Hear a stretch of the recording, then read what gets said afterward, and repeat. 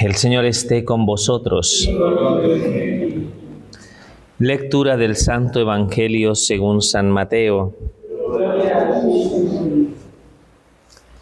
En aquel tiempo dijo Jesús a sus apóstoles: No penséis que he venido a la tierra a sembrar paz. No he venido a sembrar paz, sino espada. He venido a enemistar al hombre con su padre, a la hija con su madre, a la nuera con su suegra. Los enemigos de cada uno serán los de su propia casa.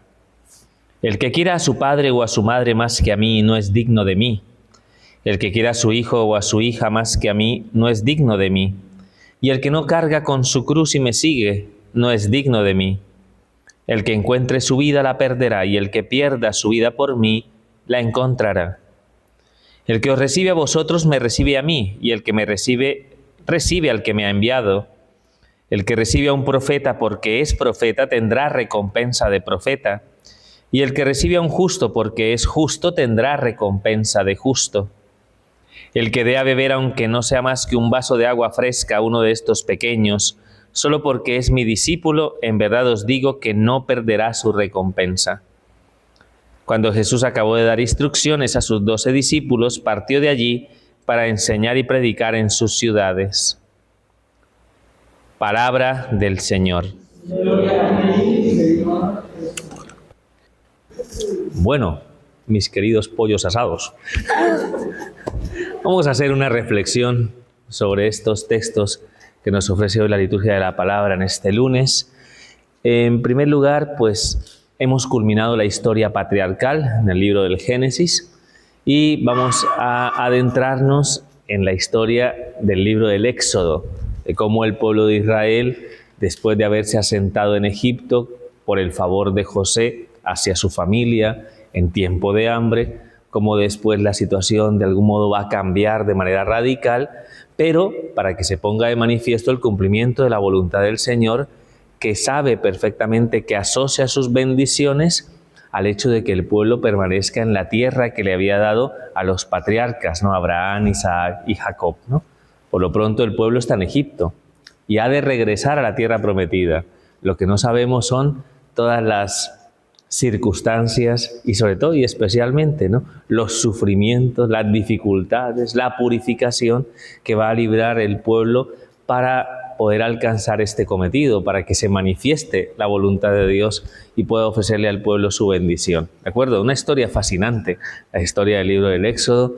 Vamos a adentrarnos con ese gran personaje que va a aparecer en breve, Moisés, para ser conscientes, ¿no?, de cada una de las enseñanzas que esta historia nos trae a cada uno de nosotros, ¿de acuerdo? En esa perspectiva siempre, ¿no? Adentrarnos en esa historia para aprender nosotros de esa historia e interpelarnos para saber cómo es nuestra disposición ante el cumplimiento de los planes de Dios, ¿de acuerdo? El libro del Génesis nos había, al final, recordáis, el encuentro de José con sus hermanos, el momento este tremendo, ¿no?, cuando vuelve a encontrarse con su padre, bueno, la muerte de su padre, la muerte de José. El pueblo queda establecido en Egipto con el favor de José, pero la situación cambia de manera radical, sobre todo porque el pueblo está creciendo, se está haciendo cada vez más grande y por tanto de algún modo los egipcios ven una posibilidad que este pueblo que lo tenemos aquí acogido, que lo tenemos aquí a nuestra servidumbre, si llega a hacerse fuerte y viene algún enemigo, se puede aliar con nuestro enemigo porque conoce nuestra vida, conoce nuestra vida, pues, y a lo mejor ellos, no sé si me entendéis, ¿no? Entonces al final empieza a haber como una especie de amenaza, a sentir una amenaza el faraón ante el crecimiento del pueblo de Israel, de donde toma la decisión de ir a por ellos, vamos a decirlo así, ¿no? De intentar como recargarle, ¿no?, para que el pueblo se pueda diezmar. No es un poco lo que se pretende y lo que se quiere, es que el pueblo disminuya, que pierda fuerza, ¿no?, que no siga en ese aumento, ¿no?, en esa importancia que va cobrando en la esfera, ¿no?, de la situación que vive Egipto en aquel momento, ¿de acuerdo? Te les impone durísimos trabajos, ¿no?, lo que nos dice la palabra de Dios, ¿no? Pues les pone de alguna manera a trabajar en la construcción de las ciudades de Pitón y Ramsés, ciudades granero entendimos, para recolectar el grano. ¿Me explico? Para eso se utilizaban de alguna manera, ¿no? Pues esas construcciones. Cuando ve que de alguna manera, ¿no?, el hecho de haberlos sometido a ese trabajo arduo, difícil de construcción, donde muy probablemente con estos capataces que le hacían la vida imposible al pueblo, pues muchos seguramente sucumbían. No sé si me entendéis, ¿no?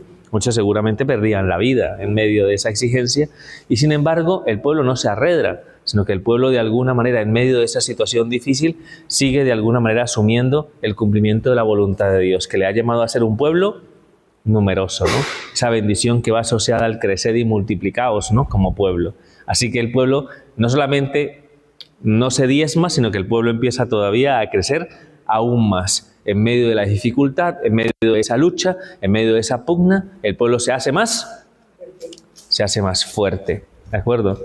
Hasta el punto que el faraón, al ver que no puede, ¿no?, con todos los trabajos del campo, con todos los trabajos que hacían en la confección de los ladrillos, en fin, ¿no?, que todo eso os podéis imaginar, ¿no?, que era exigente, ¿no? Pues al ver que ya no podía diezmarlos más, toma la decisión, ¿no?, de hacer como una especie de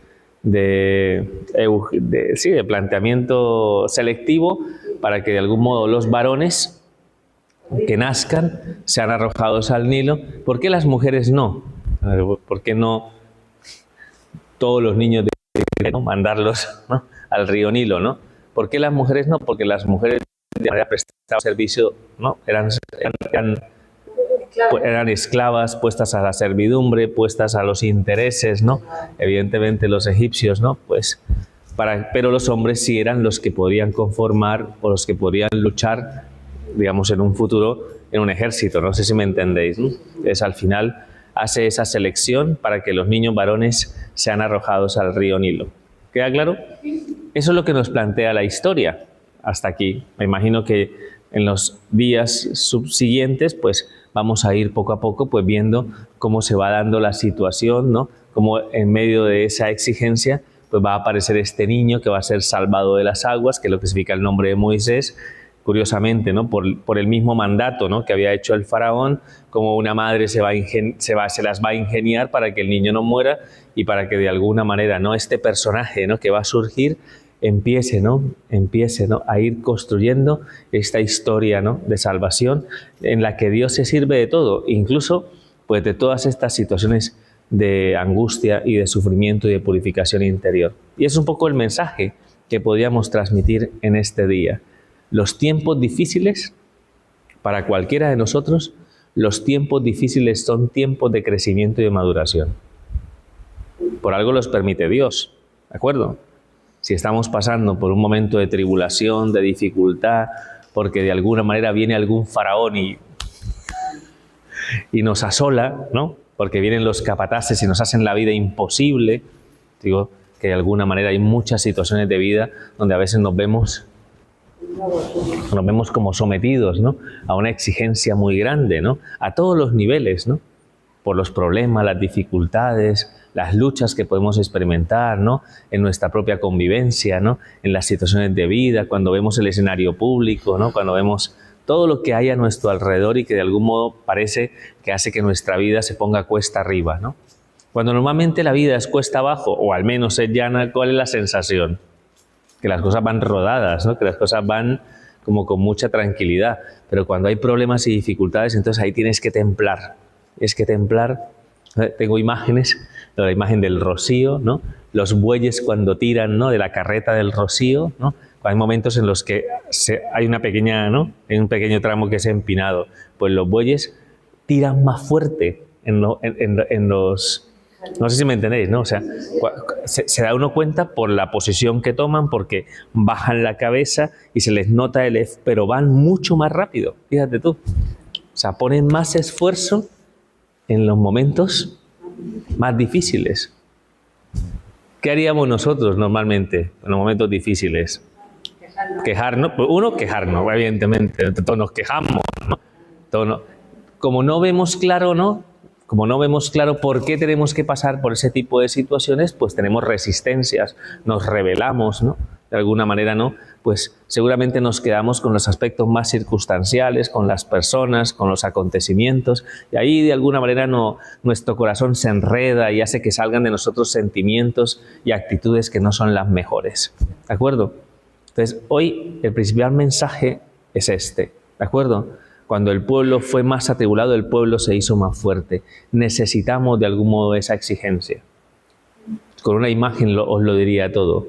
Como la mariposa necesita, ¿no?, romper la crisálida, ¿no?, para salir, para que se fortalezcan sus alas, para que pueda vivir. De la misma manera necesitamos de algún modo que se den esas exigencias. Si Dios las permite por algo. ¿De acuerdo? Porque prepara algo para nosotros. Porque sabe perfectamente que si el corazón de algún modo no está sometido a este trabajo de purificación y exigencia, pues evidentemente pues no vamos a tener, la fuerza necesaria para adentrarnos en un camino que nos lleva efectivamente hacia la tierra prometida, ¿no? ¿Me explico? Entonces vamos a pedir esa gracia especial. No importa cuáles sean las situaciones que en algún momento generen esta tribulación en nuestro corazón. ¿De acuerdo? Hay que tener una actitud de confianza, de abandono y seguir de alguna manera el camino que el Señor señala, ¿no? El camino de su gracia, de su salvación, ¿no? No hay que rendirse, no hay que tirar la toalla, ¿no? Hay que hacer como los bueyes. ¿Ah? Ay, ¿no? Y dirá, Padre, pero a veces nuestras fuerzas sucumben. ¿Qué nos dice el Señor? Venid a mí los que estáis cansados y agobiados, y yo os aliviaré. Y aprended de mí que soy manso y humilde de corazón, y encontraréis descanso en vuestras almas. A propósito, el Señor tuvo que pasar por situaciones de exigencia para de alguna manera alcanzar, ¿no?, el objetivo de la redención de la humanidad. Fue probado, como nosotros, menos en el pecado, dice la palabra de Dios, pero fue probado en todo. Lo cual significa que el Señor también tuvo que ahí recorrer ese camino cuesta arriba, ¿no?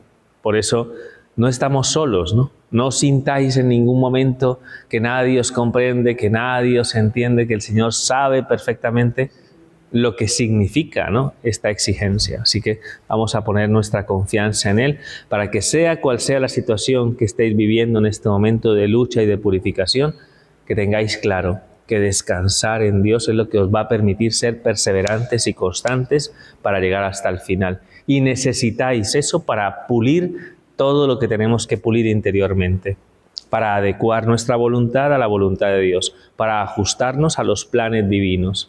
Así que pido especialmente esa gracia para todos los que estamos aquí, que en medio de la dificultad el pueblo se haga fuerte, fuerte.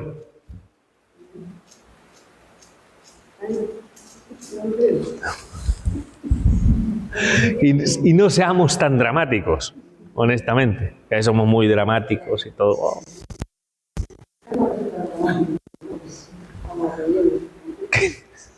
Que novelas ya hay muchas. Nosotros, resistencia, fuerza de Dios para continuar el camino que tenemos que recorrer, ¿de acuerdo? Y aceptad con confianza lo que Dios permite, ¿no?, en el desarrollo de nuestra vida. Y a veces las cosas cambian de manera drástica, como cambiaron en Israel. A veces todo va de cara, todo es maravilloso y de repente, ¡pum! Entonces necesitamos de alguna manera revestirnos de esa gracia, que es lo mismo que decir revestirnos de esa fuerza. Así que se lo vamos a pedir al Señor con muchísima confianza. ¿De acuerdo? Pues muy bien. El Evangelio que hemos escuchado en este día es un Evangelio muy particular. Tiene varios puntos. El primero de ellos versa sobre eso que dice el Señor y que es paradigmático. ¿Creéis que he venido a traer paz a esta tierra? Bueno, el Señor lo dijo. La paz os dejo, mi paz os doy. O sea, Él vino a traer la paz, entendida como... ¿Qué se entiende por paz en el lenguaje de Cristo?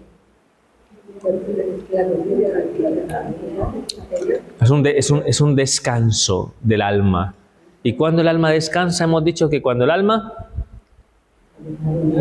se fía de Dios y descansa en el cumplimiento de su voluntad. ¿De acuerdo? Esa es la paz. ¿De acuerdo? O sea que la paz en Dios coincide con momentos de tribulación, no como la entendemos nosotros normalmente. ¿Cuál sería la paz? Padre, que no esté mi marido. Primero eso. Que no esté mi mujer, ¿no? Que no estén mis hijos y tendré paz. No. O sea, así la entendemos. Nosotros entendemos la paz siempre como una ausencia de problemas y dificultades, ¿no? Pero en verdad la paz en Cristo no se manifiesta de esa manera, ¿no? La paz se encuentra en la cruz en sí, ¿no? ¿De acuerdo? Eso hay que tenerlo muy presente porque nos podemos engañar buscando la paz, ¿vale? ¿Creéis que he venido a traer esa paz entendida como ausencia de problemas? Nah. A partir de ahora estarán el padre contra el hijo, la madre contra la hija, bueno, la suegra contra la nuera. Bueno. Eso ya, en fin. No.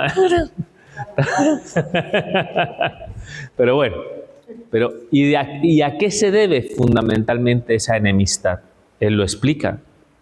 ¿Por qué se puede dar esa circunstancia? Porque el que prefiere a su padre y a su madre antes de mí no es digno de mí. Al que prefiere a su hijo o a su hija antes que mí no es digno de mí. ¿De acuerdo? ¿Qué es lo que está diciendo? Que a veces la fidelidad, ¿no?, al seguimiento de Cristo y la aceptación de la voluntad de Dios puede ponernos en una especie de situación tensa y conflictiva con las personas. ¿Me explico? Si yo quiero hacer la voluntad de Dios, si quiero seguir el camino del Señor, puede ser que una persona de mi familia no esté de acuerdo. Puede ser que una persona de alguna manera te ataque, te juzgue, ¿Y por qué razón se da eso, Padre? Siendo la gracia y siendo las cosas de Dios algo tan bueno, porque eso al final denuncia, porque eso de algún modo confronta. Si tú sigues un camino, que es el camino del Señor, el camino de la honestidad, de la justicia, el camino del bien, siempre va a incomodar a aquel que no lo sigue, ¿de acuerdo? Y tienes que aceptarlo. ¿Me explico? Si tú eres fiel a lo que el Señor te pide y de repente te das cuenta que generas un conflicto dentro de tu casa, ¿no?, por aquellos que de alguna manera no se quieren ajustar a esa medida, tienes que aceptar esa lucha. ¿Me explico? Tienes que aceptar el juicio, tienes que aceptar la resistencia. No sé si me entendéis. Porque eso va ligado a un criterio, y es el criterio de la fidelidad, ¿no?, al cumplimiento de la voluntad de Dios. Y os digo una cosa que de algún modo la sabiduría del Padre después de tantos años, ¿no?, pues os la puedo transmitir. No se puede contentar a todo el mundo. ¿Me explico? No se puede contentar a todo el mundo, ¿no? Es que vamos a agraciar a todo el mundo para que todo el mundo esté bien y así no tenga yo conflictos ni dificultades. No se puede. ¿Me explico? No se puede, eso te va a llevar a gravitar en situaciones de tensión y de conflicto. ¿De acuerdo? Sé fiel a tus convicciones, sé fiel a lo que Dios pone en tu corazón, ¿me explico? Y sé perseverante, acepta esa lucha, porque es fundamental para muchas de esas personas que tú te mantengas firme en la resolución de hacer la voluntad de Dios. Aunque ellos sufran las consecuencias, necesitamos que ellos las sufran. ¿Me explico? Si no me entienden por qué, si mi familia no me entiende por qué yo voy a misa, por qué me confieso, por qué comulgo, si no me entienden, debo aceptar que no me entiendan. Pero yo tengo que ser perseverante y constante. Si yo me arredro, si me atemorizo, si de algún modo me dejo mover por el miedo, al final, ¿quién pierde? Pierden todos. Tanto tú cuando pierdes tus convicciones, como aquellas personas que necesitan la confrontación. Y esa paz como ausencia de conflicto, al final te estalla en la cara. No sé si me entendéis. Así que hay que pedirle al Señor que exista esa perseverancia y esa constancia en el testimonio de nuestra experiencia de Dios. A veces una persona que tiene que ser honesta va a sufrir las consecuencias de un mundo que no le gusta la honestidad. ¿Me explico? Una persona que quiere ser justa va a sufrir las consecuencias de un mundo que no apela a la dimensión de lo justo, que es corrupto en sí. Si una persona quiere hacer el bien, quiere dedicar su vida a hacer el bien, va a sufrir las consecuencias de aquellos que miran por sí mismos y por su propio egoísmo. ¿De acuerdo? Y esto hay que aceptarlo. Y es así. ¿De acuerdo? Y sobre todo porque esa perseverancia en el buen hacer, en el bien, tiene su recompensa en sí. ¿De acuerdo? Que es lo otro que viene a colación en el Evangelio en el día de hoy. El que de algún modo trate, ¿no?, el que me recibe a mí, pues recibe al que me ha enviado. Y yo os digo que el que de algún modo trata a un profeta, ¿no?, porque viene de Dios, lo trata como tendrá recompensa de profeta. Si alguien de alguna manera no trata a un justo que viene de Dios, ¿no?, recibirá la recompensa propia del que es justo, ¿no? No sé si me entendéis, ¿no?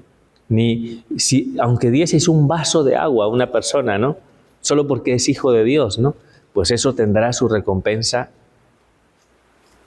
en la cuenta. Porque a lo mejor uno dice, bueno, que se vea, ¿no?, en la cuenta bancaria, que suba un poquito. ¿Cómo es esa recompensa?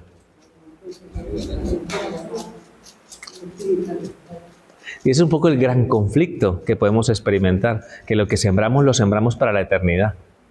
Este mundo puede ser un mundo muy ingrato. ¿Me explico? Este mundo es muy factible que no reconozca el esfuerzo que realizas por dar lo mejor de ti mismo como persona. ¿De acuerdo? Pero no tengas miedo. ¿Quién lo contempla? Lo contempla tu Dios. Y el Señor sabrá recompensar. ¿Me explico? Sabrá hacer fructificar el don de tu generosidad, de tu entrega, de tu servicio hacia todo aquello que es conforme al Evangelio de Cristo. ¿De acuerdo? Y uno se queda pensando y dice, ¿no puede haber un adelanto? ¿Nos da un adelanto? Pues nada. Estoy convencido que a pesar de las muchísimas dificultades, de las muchas situaciones, ¿no?, donde nos vemos sometidos a esta prueba, estoy convencido que todos y cada uno de nosotros aquí experimentan muchas veces el consuelo de Dios. ¿Me explico? Muchísimas situaciones donde te das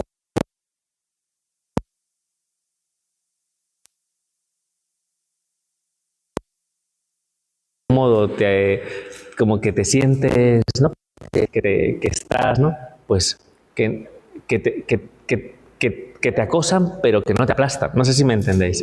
El Señor alivia cargas. Yo creo que todos, y lo digo por mi propia experiencia de vida, por mi propia realidad, muchas veces, ¿no?, en los momentos de tribulación he encontrado para mí, ¿no?, momentos de alivio, momentos de remanso, ¿no? Como cuando estás, ¿no?, en una situación donde estás abrazado por el calor y de repente viene una pequeña brisa, ¿no?, que te da un poquito como de ¡ay!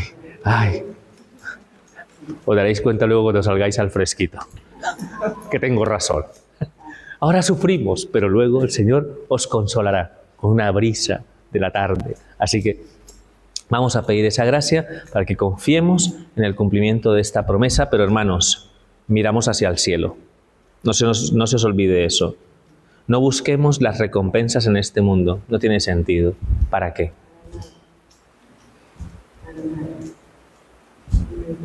Trabaja por todo aquello que nos puede pertrechar de una riqueza que nada nos puede arrebatar. Lo dice el Señor en la palabra, ¿no?, que ni la polilla puede roer, ni el ladrón puede robar.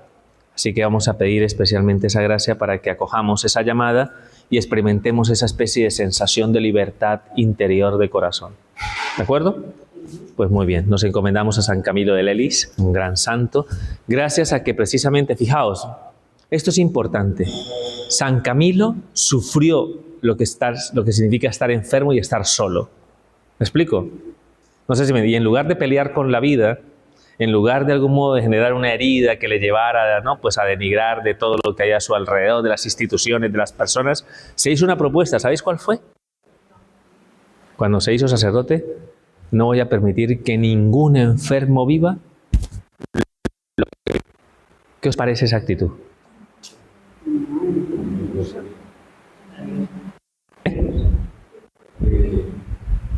Una actitud sanadora a más no poder. Porque haciendo el bien, te sanas a ti mismo de la herida que llevas dentro de tu corazón. No sé si me entendéis. Y contribuye al bien de los demás. Por tanto, como él experimentó la soledad, se dijo a sí mismo, no voy a permitir que ningún enfermo se sienta solo, como yo me sentí solo. Esas son las vueltas que nos da la vida, no sé si me entendéis. Y que podemos de algún modo encontrarnos con estas actitudes maravillosas siempre y cuando podamos gestionar adecuadamente la lucha y el combate interior que libramos con nuestros vacíos, con nuestras heridas, con todo aquello que nos ha hecho daño en la vida. Acordaos de eso, porque tenemos que aprender a gestionarlo interiormente con la ayuda del Señor, ¿vale? ¿Queda claro? Santo, pues especial. Así que nos encomendamos a su intercesión y pedimos hoy por todos los enfermos que están solos, porque hay muchos, ¿de acuerdo? Pero Hay muchos. de espíritu y De todo tipo. Ah, sí. Hay mucha gente que está muy sola. Les vamos a pedir especialmente por todos los que de algún modo están a nuestro alrededor. Y nos encomendamos al Señor y continuamos la celebración eucarística. Gloria al Padre, al Hijo y al Espíritu Santo. Como era en el principio, ahora y siempre, por los siglos de los siglos. Amén.